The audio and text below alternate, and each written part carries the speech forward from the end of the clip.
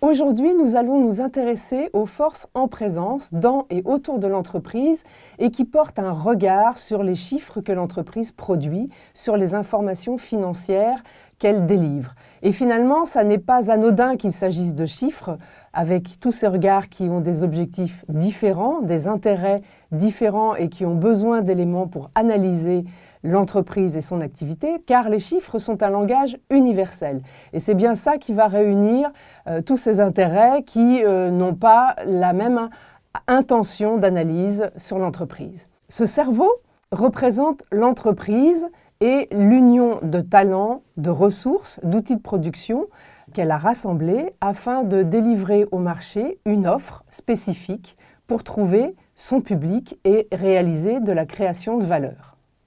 Cette création de valeur va générer des flux financiers, car finalement, l'entreprise a pour but de dégager une rentabilité. Alors on pourrait s'interroger, mais est-ce le cas de toutes les entreprises? Est-ce le cas des organismes publics? Eh bien, les organismes publics ont des ressources et ont des moyens, et on s'attend à ce que ces moyens soient employés de manière efficace pour atteindre les objectifs qui sont assignés au service public. Et c'est la même chose finalement pour les fondations, les fédérations, les associations d'intérêt public. Elles collectent des fonds et on attend d'elles qu'elles utilisent ces fonds de manière efficace pour atteindre les objectifs qui leur ont été assignés. L'entreprise ne diffère pas de ces démarches. Elle doit rentabiliser les fonds dont elle dispose et les ressources dont elle dispose. Alors finalement, quels sont les regards extérieurs à l'entreprise qui vont s'intéresser à sa production chiffrée? Le premier regard, c'est celui de l'actionnaire.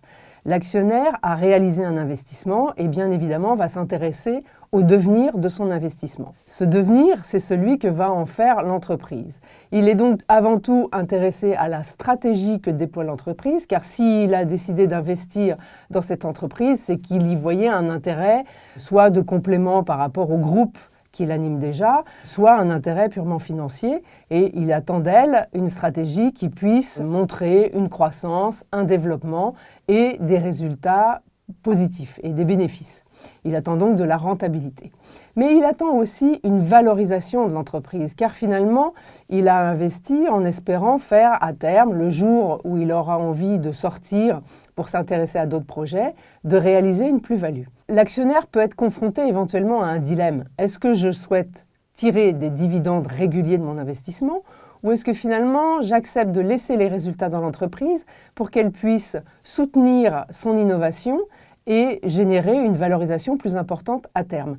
Donc tout l'enjeu va consister de savoir où positionner le curseur. On peut prendre l'exemple de Apple qui pendant des années, quand Steve Jobs était aux commandes, ne distribuait pas de dividendes, laissant l'ensemble des résultats générés par Apple à l'innovation, à la recherche, pour alimenter une vraie dynamique d'innovation sur le marché. Et quand Steve Jobs a quitté l'entreprise, eh bien les dirigeants qui ont pris la suite ont distribué des dividendes la première année pour garder l'attention des actionnaires et se donner un petit peu de temps pour redéfinir la stratégie de l'entreprise. Avant d'être actionnaire, l'actionnaire était investisseur, c'est-à-dire qu'il n'était pas encore au périmètre du capital de l'entreprise, il était à l'extérieur. Donc, il s'intéressait bien sûr de la même manière au potentiel de croissance de l'entreprise, mais il y a une chose qui était importante pour lui, c'est combien ça va me coûter de rentrer dans cette entreprise.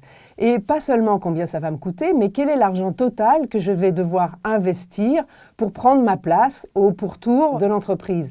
Car l'argent que je vais investir dans l'entreprise va peut-être aller seulement aux actionnaires qui vont me vendre leur part, sauf si le contexte dans lequel l'investisseur rentre au capital de l'entreprise, c'est celui d'une augmentation de capital ou d'une levée de fonds. À ce moment-là, il s'agit d'actions nouvelles et il ne rachète pas la participation à des actionnaires déjà en place. Donc il est possible qu'il ait besoin d'apporter des fonds complémentaires parce que la société est endettée et que finalement son investissement vient aussi pour apporter un nouveau souffle à l'entreprise. Donc il va devoir injecter des fonds et la question qu'il va se poser, c'est combien dois-je injecter? Donc il va s'intéresser à la structure d'endettement de l'entreprise et à la nécessité d'injecter ces fonds. Bien sûr, à terme, il aura aussi le souhait de revendre et peut-être n'est-il là que pour un certain laps de temps. Comme l'actionnaire, il va se poser la question de la plus-value qu'il peut tirer de son investissement.